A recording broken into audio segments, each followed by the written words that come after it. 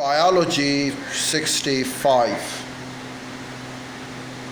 Well, the arteries nearest the heart consist of up to 40 elastic lamellae which stretch outward with the pressure of the heartbeat. In arteries farther away from the heart where the pressure is less, much of the elastic tissues is replaced by muscle cells. The outermost layer of the artery, called tunica adventitia, forms a thin fibrous covering. Energy is stored in the walls of the arteries as they stretch outward during the ventricle systole.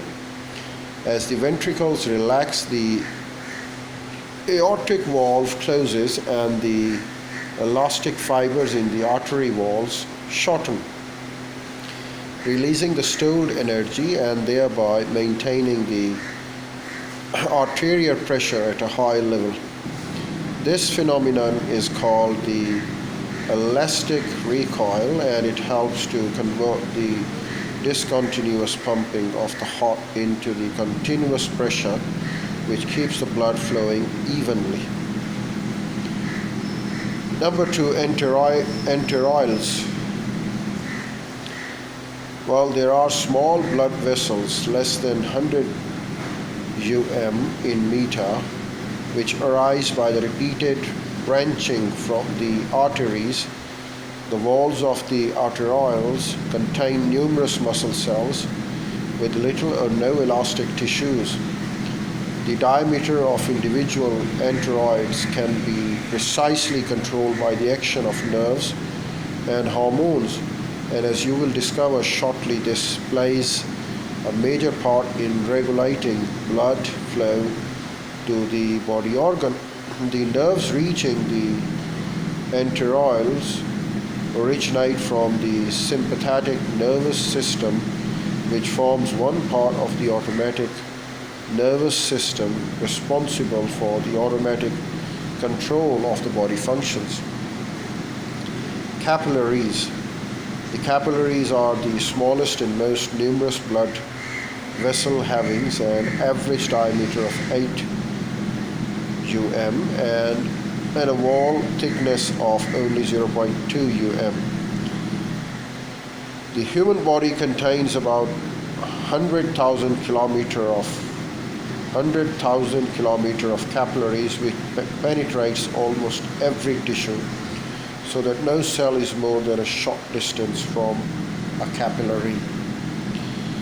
The capillaries are the most important part of the circulation system, for they are the site of exchange with the tissue cells. This exchange takes place in our circulation system, and it takes place in the capillary beds. It takes place in the capillary beds.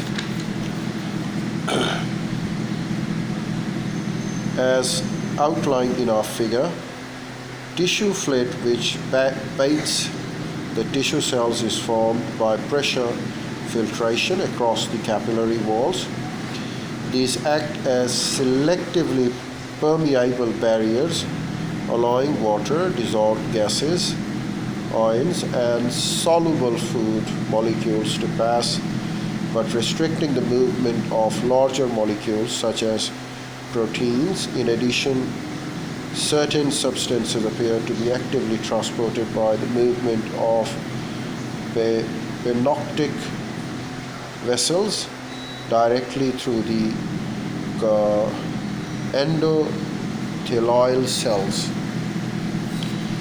The hydrostatic pressure in capillaries is much greater than in the tissue, so it is easy to understand how tissue fluid is formed.